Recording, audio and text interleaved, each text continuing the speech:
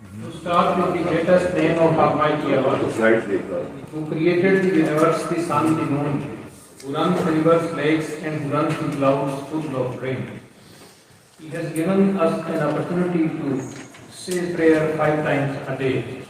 We humbly request Him and pray Him to keep us safe from the evils around us. Good afternoon, ladies and gentlemen. Today, I will discuss with you some common errors committed at the time of meetings. You know, the adversarial system in our country starts by way of filing a suit in the shape of a plaint. When we file a plaint in the court of a competent jurisdiction, we commit certain mistakes which are to be rectified.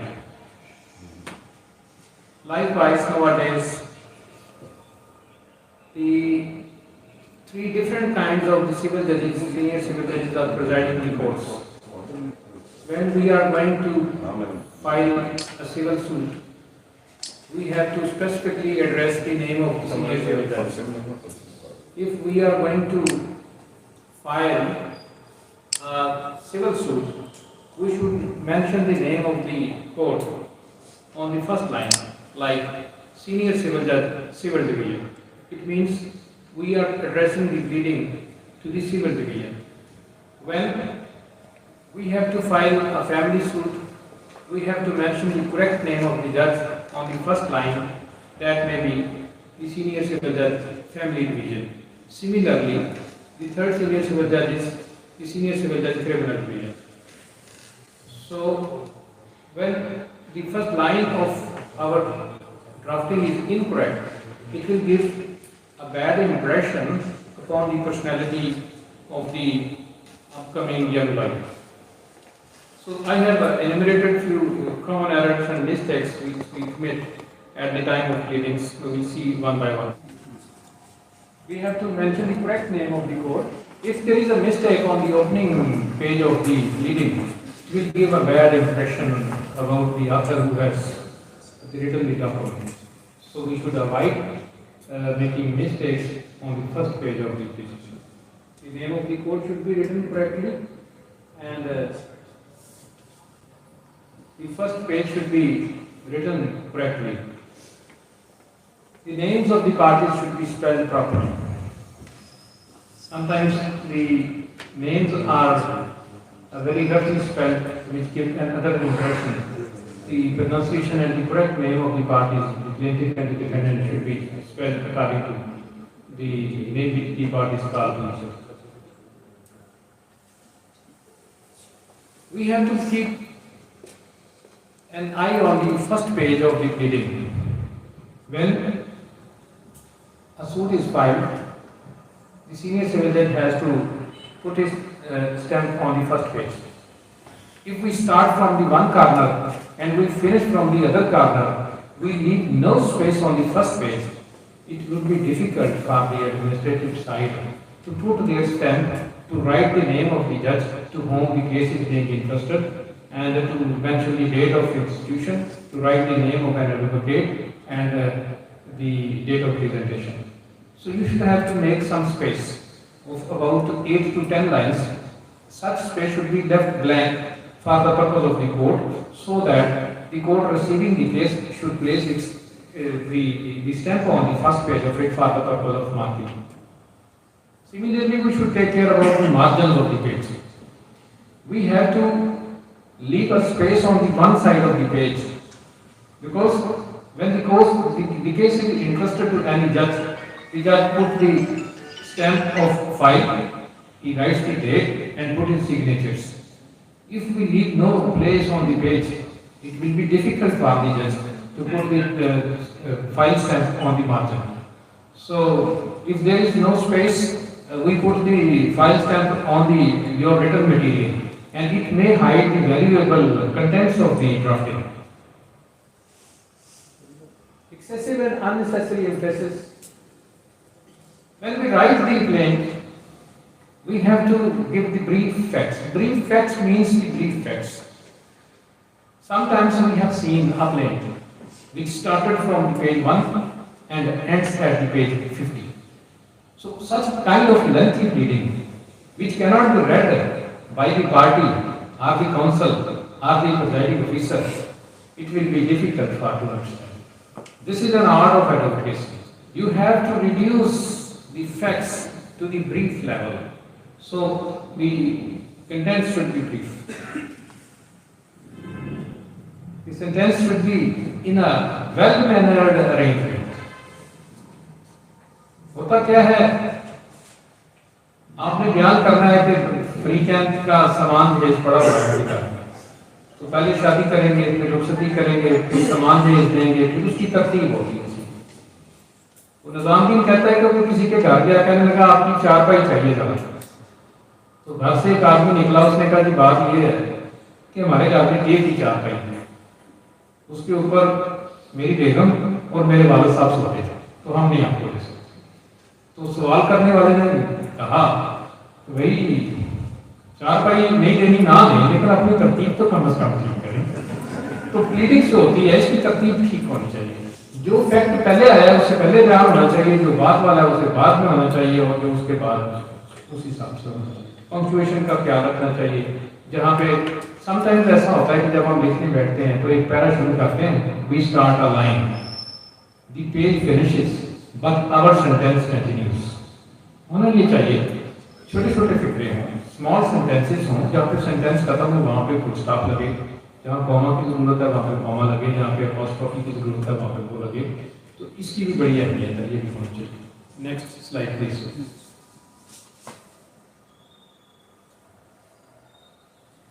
There are 10 kinds of the cases which are being filed in the family courts. The first one is the resolution of marriage, including khula. अब सूरत हाल मुख्तलिफ हो चुकी है। शरीयत court ने फैसला दिया है कि जो खातून खुला की डिग्री लेने आएगी, she has to return the haq mahr to the husband. जो हक महर उसने वसूल किया है वो उसने वापस करना है। तो ये जब भी खुला की प्रेयर करें तो साथ में हक महर भी मांगा होता है। एक तो मुझे खुला दिया जाए, मैं अपना हक महर वापस करती हूँ, और आगे लिखा होता है कि मेरा इतना 2 कनाल का हक महर मुकर्रर हुआ था, वो भी डिग्री किया जाए। तो ये एरर कमेंट नहीं करना, वो काम करना है तो आपको भी अच्छा लगे, तो कानून के मुताबिक। इसी तरह डावर के केस में लिखा होता है कि ये हमारा हक महर मुकर्रर हुआ था और ये मुझे अदा नहीं किया। तो लिखिए उसमें, अगर निकाहनामा है तो लिखें उसके कानून नंबर 12 में, 13 में, 14 में, 15 में, 16 में रेलेवेंट प्लेस कौन सी है और कितना हक महर लिखा गया है, और ये जरूर लिखें तो उसकी कीमत कितनी है। फर्ज करें उसने लिखा है कि 5 मरले का मकान दिया जाएगा, लेकिन कीमत नहीं लिखी है, तो आप उसकी कीमत डिटरमिन कर दें कि हमारी लोकेलिटी में इतनी अमाउंट है, इतनी वैल्यू हो सकती है प्रॉपर्टी की, ताकि कोर्ट जब उसको डिग्री करे तो कल को एग्जीक्यूशन के वक्त ये मुश्किल ना पेश आ जाए कि अब इसकी कीमत कितनी है, ये बंदा तो मालिक नहीं है, प्रॉपर्टी इसके पास नहीं है। तो that will start a lengthy litigation. Maintenance allowance के हिसाब से एक माँ बच्चे को दूध पिला रही है, तलाक उसको हो चुकी है, तो वो भी हकदार है मेंटेनेंस अलाउंस की, जब तक वो 2 साल तक बच्चे को दूध पिलाएगी। उसका पीरियड भी क्लियरली मेंशन करना चाहिए, जो कि नॉर्मली नहीं किया जाता। रेस्टिट्यूशन ऑफ कंज्यूमर राइट्स है, थोड़ी सी मैं आप लोगों की भी पार्टिसिपेशन चाहूँगा। क्या रेस्टिट्यूशन का सूट जो है वो कौन दायर करता है? दोनों कर सकते हैं। औरत कर सकती है कि ये खामन मुझे आबाद करे, और खामन कर सकता है कि मैं बीवी को आबाद करना चाहता हूँ, ये मुझे जो है अपने पास। कस्टडी ऑफ चिल्ड्रन है, कस्टडी पिटीशन में लिखना चाहिए कि बच्चे की एज कितनी है। बहुत सारी पिटीशंस में ऐसे होता है कि नाम तो लिख दिया है बच्चा बुशरा फातिमा, आगे उम्र नहीं लिखी कितनी है, वो बाद में पता चलता है कि उसकी शादी हो गई है और 4 बच्चे हैं, तो वो केस चल रहा होता है माइंड में। तो लिखिए उसकी एज, लिखिए उसका स्टेटस लिखा, थोड़ा सा स्क्रॉल करेंगे इसको, आपको पिछला पेज चाहिए। इसी तरह की गार्डियनशिप है जी, आप बताएंगे कि गार्डियनशिप और कस्टडी में क्या फर्क होता है?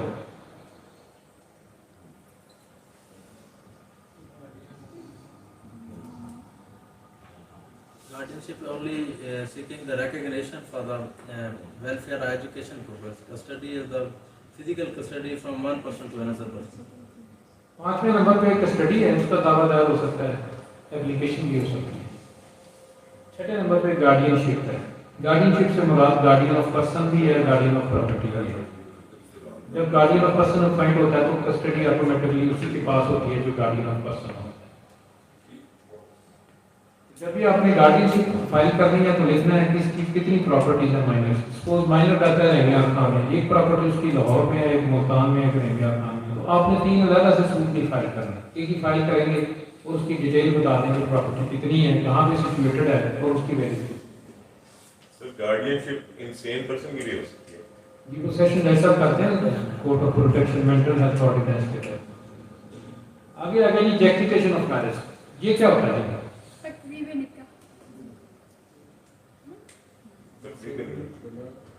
जस्टिफिकेशन मैरिज कौन कर सकता है? दोनों ही कर सकते दोनों का कोई भी कर सकता है। तो मियाँ बीवी एक दूसरे को कहना शुरू कर दे और निकाह वैलिड ना हो तो वहाँ पे ये फाइल हो सकता है। डावरी आर्टिकल्स का बड़ा प्रॉब्लम है आजकल।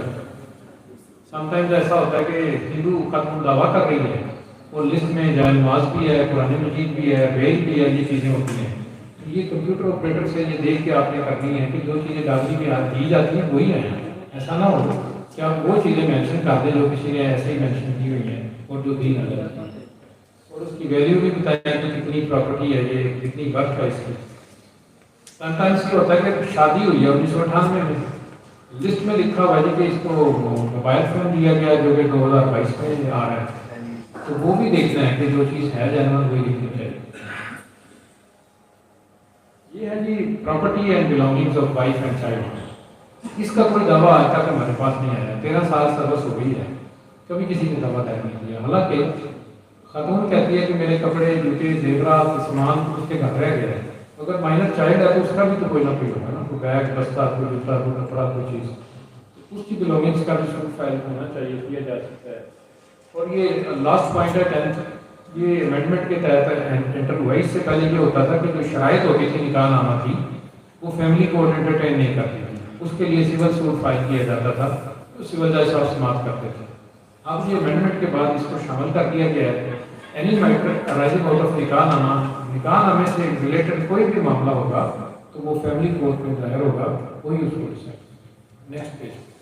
सर इसमें एक मैं चाहूँगा कि बच्चों को थोड़ा सा गाइडेंस दी जाए फैमिली केसेस के मामले में, कि जहाँ पे खास तौर पर खुदा का या तकरीबन लगा के केसेस फाइल होते हैं, उनमें इंतहाई इमोरल और भोंडे किस्म के इल्ज़ाम होते हैं जो कि ज़रूरी नहीं है। सिर्फ नफरत होना या साथ ना रहना वो काफ़ी है, उसके लिए जो मखसूस चीज़ें हैं उसके बारे में थोड़ी गाइडेंस दे दें। क्योंकि जिस तरह हमारी बच्चियाँ भी अब तो एडवोकेट्स बहुत हैं, तो जिस तरह की एक रूटीन चली आ रही है हमारे मुंशी साहबान या कंप्यूटर ऑपरेटर को जो दी हुई है, तो इस तरह के इल्ज़ाम के जिनके ऊपर अलग फौजदारी कार्रवाई चल सकती है वो सारे लिखे होते हैं, वो जरूर होनी चाहिए। अक्सर बेशतर ये होता है कि जब आप प्लेन ड्राफ्ट करते हैं, मेरे पास 2 दफ़ा हुआ है सर, एक दफ़ा रेमिया खान में हुआ और एक दफ़ा जहानिया में हुआ। I was sitting in my court room, खातून आई, तनसीब निकाह का दावा था, पूछा कि आप तनसीब क्यों लेना चाहती हैं? कहने लगी मैं तो तनसीब नहीं लेना चाहती। उसको पूछा कि यहाँ पे अंगूठा लगाओ, अंगूठा लगा दिया, केस वापस हो गया। वकील साहब आए तो फिर उन्होंने झगड़ा शुरू कर दिया, क्योंकि अभी तो मेरी फीस बकाया रहती थी, केस आपने पहले फैसला कर दिया। तो कोशिश करें कि वो जो पार्टी चाहे वो क्लेम आप उसका सबमिट करें, ना कि अपनी तरफ से आप वो ऐसे पैराग्राफ ऐड कर दें जो कि किसी की जो है स्कैंडलस हो, इमोरल हो, अगेंस्ट दी लॉ हो और अखलाकियत से जो हटी हुई चीज़ें होती हैं। हमारे पास फैमिली केसेस में शुरू में ये लिखा होता है बंदा कि भाई ये औरतों से जो है खवातीन से तलकदारी रखता है, शराब पीता है, नशा करता है और बेशुमार इल्ज़ाम लगाए जाते हैं जो कि वो नहीं होते। तो कोशिश करें साफ़ सुथरी जो है वो क्लीनिंग रखें आप। हम इंशाल्लाह ऐसा वक्त आएगा वो ट्रेंड चेंज हो जाएगा कि ये जो इस तरह की फ्रिवलेस लिटिगेशन है जो बगैर किसी फ़ायदे की होती है उससे बचत हो जाएगी। जब अच्छी ड्राफ्टिंग करेंगे आप लोग, बेहतर तरीके से लिखेंगे तो उसका फ़ायदा भी होगा। ये कुछ सिविल केसेज हैं।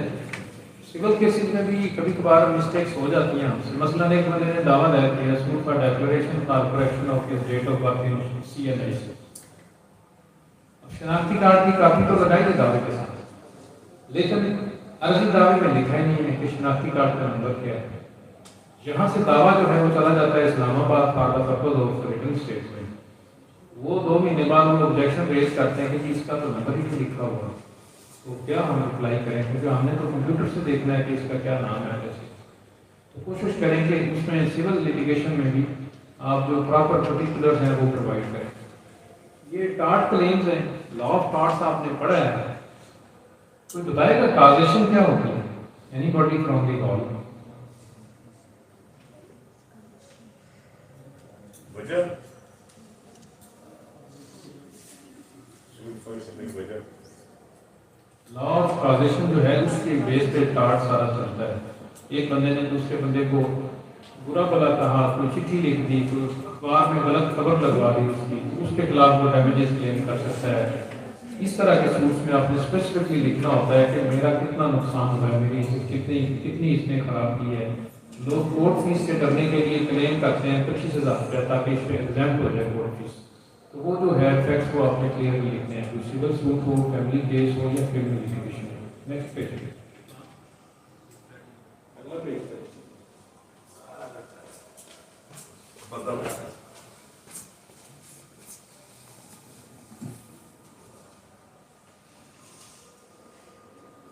सबसे ज्यादा रहेंगे आपका में जो केसेस हैं वो ब्रीच ऑफ कॉन्ट्रैक्ट पे हैं। Two parties entered into an agreement which was specifically enforceable by law, and one party violated the terms and conditions of the agreement. The other party comes in court. बेशुमार litigation है, इसमें भी आपने clearly लिखना है कि आपका agreement क्या हुआ है।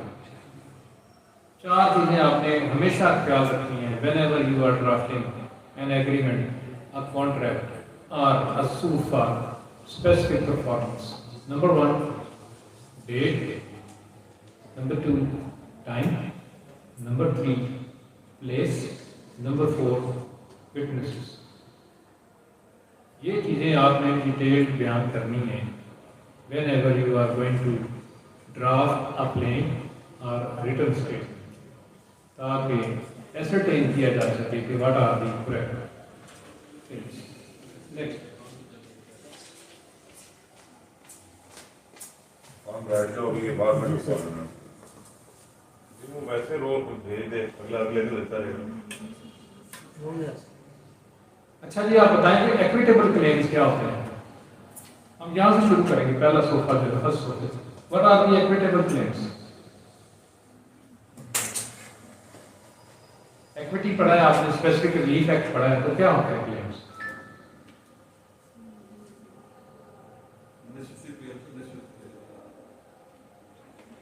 मसलन जो हम दावा दायर करते हैं suit for declaration, declaratory suit जो होता है, सूट फॉर पोजेशन जो होता है, सूट फॉर इंजेक्शन जो होता है, सूट फॉर रेक्टिफिकेशन जो होता है, सूट फॉर कैंसिलेशन जो होता है, सूट फॉर डिसीजन जो होता है, ये जो 5, 6, 7 किस्म के सूट्स होते हैं जो स्पेसिफिक रिलीफ एक्ट में प्रोवाइडेड हैं, इनको इक्विटेबल रिलीफ कहा जाता है, इनको इक्विटेबल क्लेम कहा जाता है।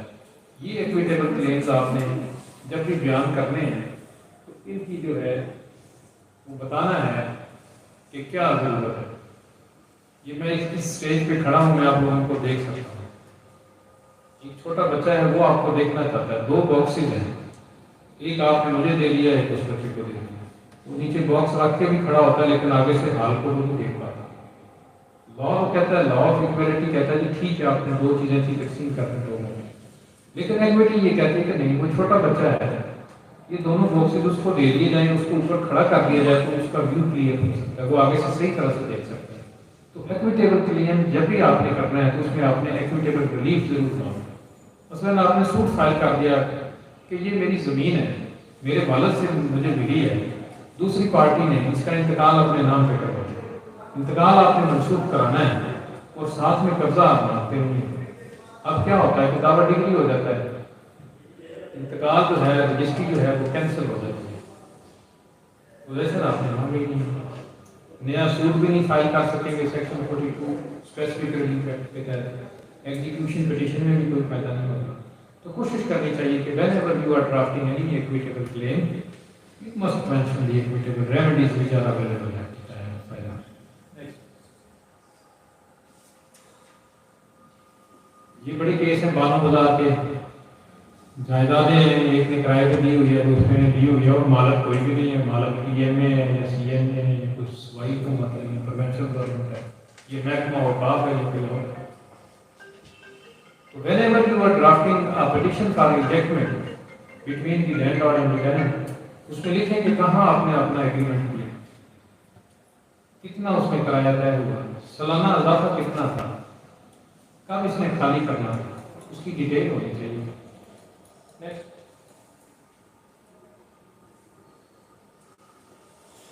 जब भी कोई केस आपके पास आता है ऐसे नहीं आ जाता कि लोग सीधा केस करें। लोग करते क्या हैं, बड़ी आपस में बैठक होती है, माँ बाप बहन भाई अजीजों का रिश्तेदार पंचायत थाना इधर उधर चला के बड़ी मुश्किल के बाद फिर केस आपके पास।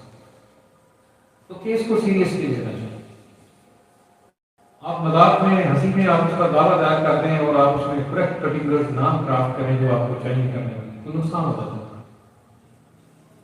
अमेंडमेंट ऑफ क्लेम वहां पे होती है जहाँ कोई चीज 7 रह गई है, एक चीज थी आपने मेंशन नहीं की है तो पार्टी का नुकसान हो गया। जज गलत फैसला करते हैं, उसकी 4 अदालतें हैं, सिविल कोर्ट है, डिस्ट्रिक्ट कोर्ट है, हाई कोर्ट है, सुप्रीम कोर्ट है। 4 अदालतें इसलिए बनाई गई हैं कि एक जज की गलती दूसरा सही कर दे, वकील की गलती कोई नहीं सही कर, फिर नहीं होगा, उसका फ्रेम चेंज हो जाएगा। आर्डर 4 जो है CPC का, वो कहता है कि फ्रेम ऑफ सूट जो है ना उस पर आपने बड़ा खास किया। लेकिन तो आप ये कर सकते हैं कि मकान है तो उसमें पंखा भी है, खिड़कियां भी हैं, दरवाजे भी हैं, ये तो शामिल किया जा सकता है। ये नहीं कह सकते कि एक मकान की बजाय जो है 15 मकान है वहाँ पे, फ्रेम ऑफ सूट जहाँ पे चेंज हो जाएगा वहाँ पे फिर अमेंडमेंट नहीं होगी। तो कोशिश करें seriously, whenever you are drafting any document of claim, you should be very clear upon the point of view. When you are drafting any document of claim, you should be very clear upon the point of view. What you should have to ask from the court of competent jurisdiction. Next, हाकिम अली कुरैशी बड़े senior council थे, तो मैंने दरखास्त का para number 5 ऐसे लिख दिया कि अल्लाह एक है, आगे पैरा नंबर 6 लिख दिया।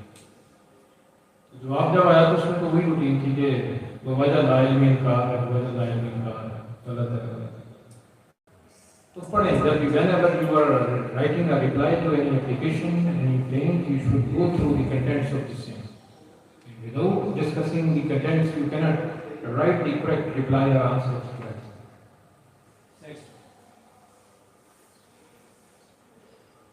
पता क्या है, जवाब आपका दायर होता है तो कुछ चीजें सामने आती हैं, सामने आने से फिर मामला पार्टी के सेटल हो जाता है। सेटलमेंट ना हो तो फिर ट्रायल की तरफ चले, सेटलमेंट ना हो तो फिर ट्रायल की तरफ चले। हमारे पास कोई डिस्कवरी के लिए, इंस्पेक्शन के लिए, इंटरोगेटरीज के लिए कोई डिस्कवरी के लिए, इंस्पेक्शन के लिए, इंटरोगेटरीज के लिए कोई एप्लीकेशन कभी नहीं तैयार हुई, होनी चाहिए, करनी चाहिए। CPC अवेलेबल है, आप जमा कराएं एप्लीकेशन, दूसरा पार्टी उसका जवाब। नेक्स्ट, ये डिस्कवरी वाले पॉइंट को जरा थोड़ा एलैबोरेट करें। CPC का है कि कानून ये है कि एक पार्टी अलाइज करती है कि ये मेरा क्लेम है, दूसरी पार्टी अलाइज करती है कि मेरा ये इनकार है या कुछ पार्शल हमने हमारी पेमेंट हुई है। अगर वो काउंटर क्लेम करता है तो वो सेट ऑफ में चला जाएगा। एक बंदे को गाय बेची, उसने गाय के पैसे दे दिए, जवाब दावे में उसने लिखा कि जनाब मैंने तो इसको 2 बकरियां दी थी, तो ये हमारी सेटलमेंट हो गई है। तो कोर्ट फिर उसमें डिस्कवर कराएगी कि पता कराएंगी क्या ऐसा है कि नहीं, उसका बेटर स्टेटमेंट जो है वो कॉल किया जाएगा फ्रॉम प्लेंटिफ, क्योंकि ये नई चीज़ आई है जवाब दावे में, ये आपकी प्लेट में नहीं है, आप इसका रिप्लाई फाइल करें। क्या है वो कहेगा कि मैं इंस्पेक्शन करना चाहता हूँ, मुझे आप इजाज़त दें कि ये कहाँ पे इसने जो मैंने इसको पेमेंट की शेप में, काइंड की शेप में जो मैंने चीज़ें इसको दी हैं, इसने अपने घर में बांधी हुई हैं 2 रुपये, उसकी मिशन पॉइंट कर दिया जाएगा, इसको भिजवा दिया जाएगा, तक लग जाएगा कैसे। तो ये सिचुएशन है, ये चीजें। नेक्स्ट,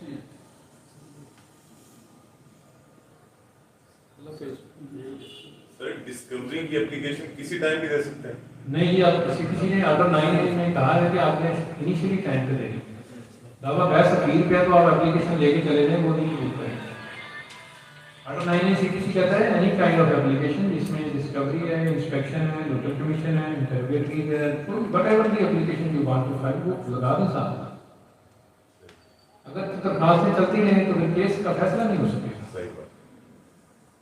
हमारे वक्त में तो बड़ा अच्छा वक्त होता था कि जिस दिन मूड नहीं होता था शादी कराने का एक दरखास्त दे देते थे, दरखास्त करेंगे लोकल कमीशन, पहले 4 दफा पहले भी फैसला हो चुकी होती।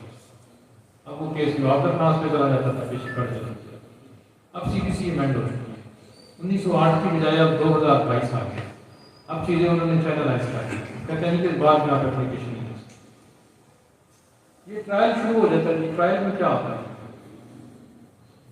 लेकिन अपनी शहादत देता है, डिफेंडेंट अपनी शहादत देता है, क्रॉस क्वेश्चनिंग होती है, डॉक्यूमेंट्री एविडेंस होती है, फैसला हो जाता है।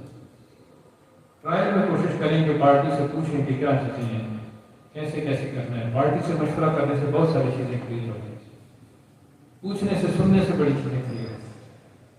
उसको एट लेंथ समाप्त करें। जो भी आपका साइल है, जो भी आपका क्लाइंट है, वो आपको फीस भी देता है, आपका टाइम भी देता है और आपकी रिस्पेक्ट भी करता है। ये फार्मूला वकीलों वाला ही हम भी अप्लाई करते हैं और हम इसमें ज़्यादा कामयाब हैं। एक दिन एक रिमांड पे बंदा पेश हुआ, मैंने कहा इसका मुद्दई किधर है? उन्होंने कहा जी बरामदे में खड़ा है। मैंने कहा बुलाएं उसे। उससे पूछा कि बताओ वो क्या कहते हो? उसने मुझे एक एफिडेविट दिखाया, कहता जी मेरा तो राजीनामा हो गया, 10 दिन हो गया, नहीं मैं लेके फिर मेरी वो बात ही नहीं सुनता, आपने मुझे बुलाया है। मैंने कहा जी अंगूठा लगा। मैंने उसका अंगूठा लगवाया। मैंने कहा इसकी हथकड़ी करो। अगर उसकी बात ना सुनी जाती है तो वो जाना था बंदा जुडिशल, फिर बेल एप्लीकेशन आनी थी, फिर ट्रायल होना था, फिर नकलें तकसीम होनी थी, फिर वकील साहब मसरूफ, कभी जज छुट्टी पे, तो फिर ऐसे काम होता। तो whenever you give the opportunity to the parties for hearing, उसको सुने समाप्त करें, काफी सारी चीजों का आपको जो है वो भी दराज हो जाता है। पोस्ट ट्रायल कुछ केस होते हैं उसमें अपील नहीं करनी बनती, नहीं करती, लेकिन करनी चाहिए। मसलन नेक्स्ट पार्टी दावा डिग्री हो गई, कल को मदीन गिरफ्तार होकर आया, वो कहेगा कि जेल में दरखास्त मेरी तमील नहीं हुई, मनसूख हो जाएगी उसकी कार्रवाई। अगर आपने एक्स पार्टी डिग्री के खिलाफ अपील फाइल की हो और डिग्री हो सेशन जज साहब की या डिस्ट्रिक्ट जज साहब की, तो फिर मदीन कहाँ आएगा? वो जिस कोर्ट की डिग्री है वो मनसूख करेगी, तो कुछ ना कुछ सेटिस्फाई हो जाएगी डिग्री जो आपका क्लेम है। नेक्स्ट,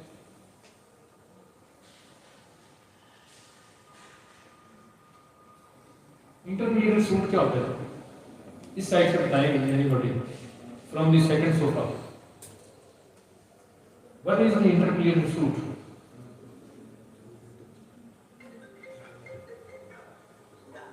एक चीज के सर जब 2 दावेदार हो और वो चीज हो किसी और के पास और उसे ना समझ आ रही हो कि भाई ये दावेदार सच्चा है या ये दावेदार सच्चा है, तो वो आ जाता है कोर्ट पे कि भाई कोर्ट डिसाइड कर ले कि ये चीज बनती किसकी है ताकि मैं उसको दे सकूं।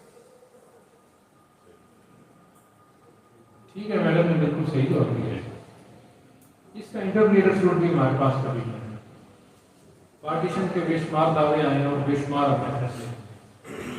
तो जो पार्टीशन एक्ट है बड़ा सिंपल हो गया, कहता जी ये कोर्ट जो है उसमें डिक्लेयर भी करेगी कि कौन मालक है कौन नहीं मालक। ये नहीं हो सकता कि पार्टीशन का सूट ज़्यादा चल रहा हो तो आप दावा इस्तकरार है आपकी ज़्यादा तैयार करें, आपने उसी में इस्तकरार मांग ली।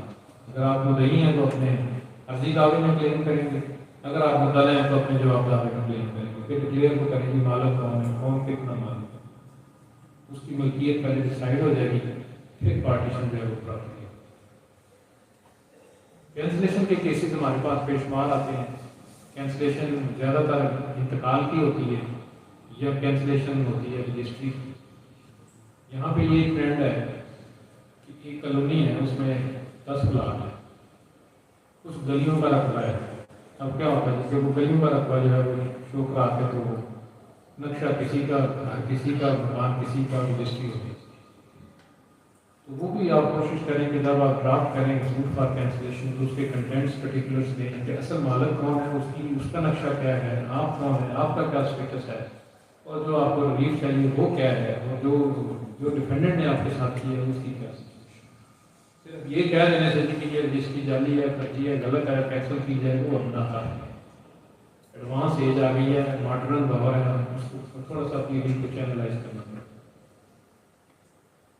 रेक्टिफिकेशन है, कोई दुरुस्तगी करनी है आपने। एक बंदे के पास 2 मकान थे, उसने कहा कि मेरा मकान एक को मैंने फरोख्त कर दिया, अब 2 है, अब कौन सा चाहिए उसमें, तो वो भी रेक्टिफाई कराया जाएगा कौन सा है या कोई एरर है उसमें। डिसीजन है तो ख़त्म करना है आपने ज़मीन बेची एक शख्स को कि ये 10 एकड़ मैंने आपको दे दी है, पेमेंट भी होगी, अब क्या हुआ, वो 10 एकड़ मोटरवे में आ गया, अब तो ज़मीन ही नहीं रही है, तो लिखना पड़ेगा कैसे कैसे। स्पेसिफिक परफॉर्मेंस पे आपने बताना है कि क्या आपको परफॉर्मेंस चाहिए।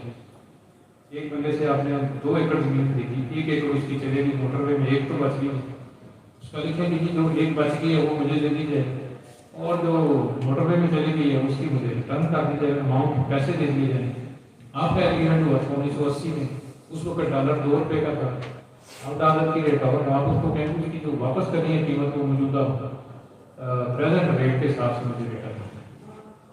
तो इसमें रिसेशन को ना काइंडली क्लियर कर दें, क्योंकि काफी सारे स्टूडेंट्स होते हैं। कुछ नहीं, रिसेंट का मतलब होता है खत्म हो जाता है। नहीं, ये रिसेशन का सर जैसे होता है ना कि पार्टीज ने जो भी बेनिफिट लिए होते हैं वो वापस हो जाते हैं, पार्टीज अपनी सूट फाइल करने से पहले वाली पोजीशन में जब आ जाती है।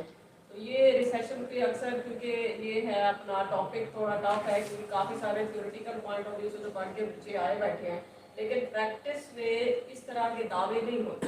तो आप इस पे थोड़ा एक आध इलस्ट्रेशन देख के मजीद मिसाल मैंने दिया ना, आपका एग्रीमेंट हुआ कि आबादपुर में ज़मीन खरीदी आपने 5 मरले, 5 मरले चला गया उसमें मोटरवे, वो स्पेसिफिक तो आप काम नहीं करवा सकते, लेकिन जो पेमेंट आपने दी है वो तो वापस।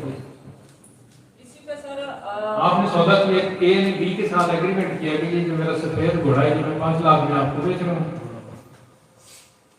पैसे देने से पहले पता चला घोड़ा ही मर गया, सब्जेक्ट मैटर चीज को। इसीलिए सर मैं इसको आपको जनाब उसमें हम एक कर लेंगे किसी जैसा आपको जुम्मे लगाएंगे। मैं तो खैर ऐसे इंट्रोडक्शन के लिए आया था आपको सलाम करने में, लेक्चर के लिए तो किसी जैसा आपको जुम्मे लगा देंगे, थोड़ा सा ये जो है इक्विटेबल रिलीफ है ये थोड़ा सा पढ़ा दें उनको कैसे कैसे। मैं तो तालिब इल्म हूँ, मैं तो मुश्किल है ये जो आप सवाल कर रहे हैं, आई कहाँ आंसर।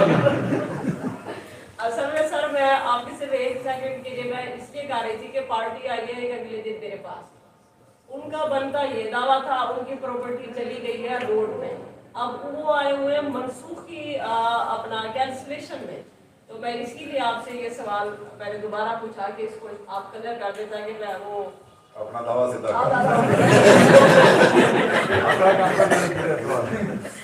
अपना कटा बजा रहने इंजेक्शन जो होती है वो पॉजिटिव भी होती है, नेगेटिव भी होती है।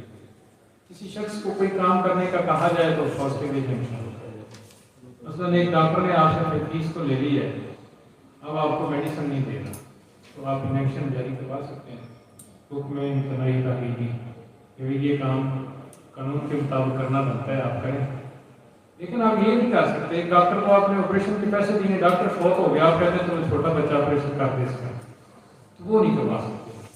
इसी तरह नेगेटिव इंजेक्शन होती है कि आप किसी को रिस्ट्रेन करते हैं कोई परफॉर्म साथ।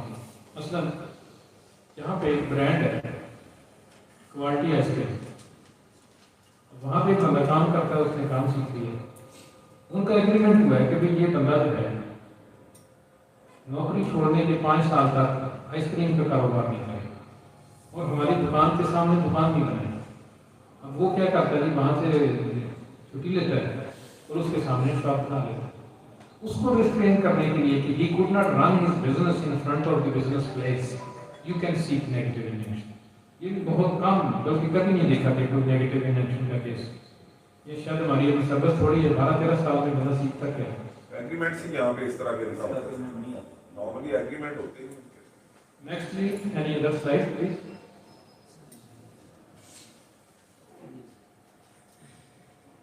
माफी चाहता हूँ, आपको जहमत हो रही है, ये लिखा था इसलिए आपका कीमती वक्त ज्यादा जाया हो गया। सर एक चीज पूछनी थी, ये जो नेगेटिव इंटेंशन की आपने बात की है, वो शॉप तो नहीं बना सकता, क्या हम उसको इससे स्ट्रेन कर सकते हैं कि आप ये कारोबार नहीं कर सकते? Yes yes, 57 specifically recommended. Errors in criminal drafting, आपका टाइम पूरा हो गया, जो सदर साहब ने मुझे टाइम दिया है वो तो पूरा हो गया। मैं माजरत के साथ 2-4 मिनट ऊपर लेना कर आज पहला प्रॉपर लेक्चर हो रहा है। क्रिमिनल साइड में बहुत सारे एरर हमने देखे हैं। वो जो 4 चीजें हमने काउंट की थी वो इधर भी अप्लाई होती है। आपने FIR करानी है, इस्तगासा दायर करना है, आपने प्राइवेट कंप्लेंट देनी है, आपने बेल एप्लीकेशन स्कूल कुछ भी करना है, उसके पर्टिकुलर एटलीस्ट पूरे होने चाहिए। FIR देने से पहले ये तो बताएं कि डेट कौन सी, जब टाइम कौन सा। अगर डेट और टाइम आपने नहीं लिखी है, जो मर्जी जितनी मर्जी शहादत ले हैं, वो केस किसी मंत्र तक नहीं होगा। डेट, टाइम और फिर प्लेस लिखें, किस प्लेस पे जो है अफरस हुई है। और नंबर 4 जो है विटनेसेस लिखें कि क्या कौन से लोग अवेलेबल थे एट द टाइम ऑफ अफरस जिन्होंने ये चीज़ें देखी हैं। अब जो सिस्टम है कुदरत का, ये अल्लाह ताला का निज़ाम कुदरत है, एविडेंस की बेस पे चलना है। रोज़े क़यामत हमारा हिसाब होना है, शाखें दी जानी है, हमारे हाथ पाँव जिस्म का हर चीज़ जो है वो अपनी गवाही पेश करेगी अल्लाह रब्बुल इज़्ज़त की शान में ये चीज़ें हैं। तो अगर आप मेंशन नहीं करेंगे करेक्ट पर्टिकुलर्स जो भी हैं रिक्वायर्ड, तो फिर उसकी किसी तरफ जो है कोशिश करें कि FIR की दरख्वास्त किसी की ड्राफ्ट नहीं करें। कोई साहिल आपके पास आके कहता है कि ये मैंने एक दूसरा पर्चा कराना जरा अच्छी सी जरा मुझे दरख्वास्त तो बना, मैं कहूँगा कि यू डी ग्रांट को ड्राफ्ट उसने कभी सच्ची बात को करने के लिए बैठे हैं। ये झूठ बोलना है तो ना बोल के अच्छी बात नहीं है, क्योंकि जो कानूनी शहादत आर्डर है उसमें एक प्रिविलेज कम्युनिकेशन है आर्टिकल 4 से लेकर 17 तक। वकील और क्लाइंट के माबैन जो कन्वर्सेशन होती है वो प्रिविलेज है, आप उसे डिस्क्लोज नहीं कर सकते टू एनी अदर पर्सन। लेकिन आप एटलीस्ट उसे तो कह सकते हैं कि भाई ये झूठा हम केस नहीं करते किसी लोग के पास। कई मिल जाते हैं रेफरेंस करने वाले। अच्छा जी, ये मैंने आखिर में लिखा है रिलीज वारंट।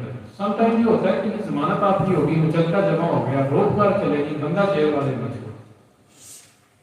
होता क्या है, FIR दर्ज होती है चोरी की 379 की या 380 की या 381 APPC।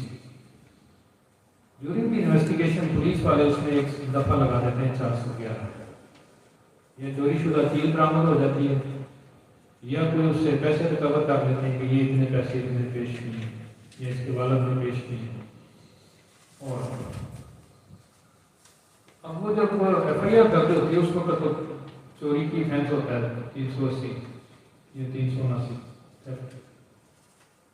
जब बेल ग्रांट होती है, जब बंदा जुडिशियल रिमांड पे जाता है तो 411 लगा होता है बंदा जेल में चला जाता है।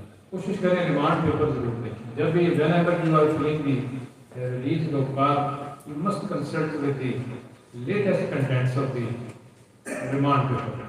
उसमें अगर दफा जो लिखी है वो लिखनी चाहिए ताकि मुश्किल न पेश। Next slide please. Sir bail petition में भी ये लिखना लाजमी है? सर्टेनली लिखेंगे, बेल में 411 नहीं लिखने तो फिर वहाँ भी लिखने की जरूरत नहीं है। Thank you very much. God bless. Thank you.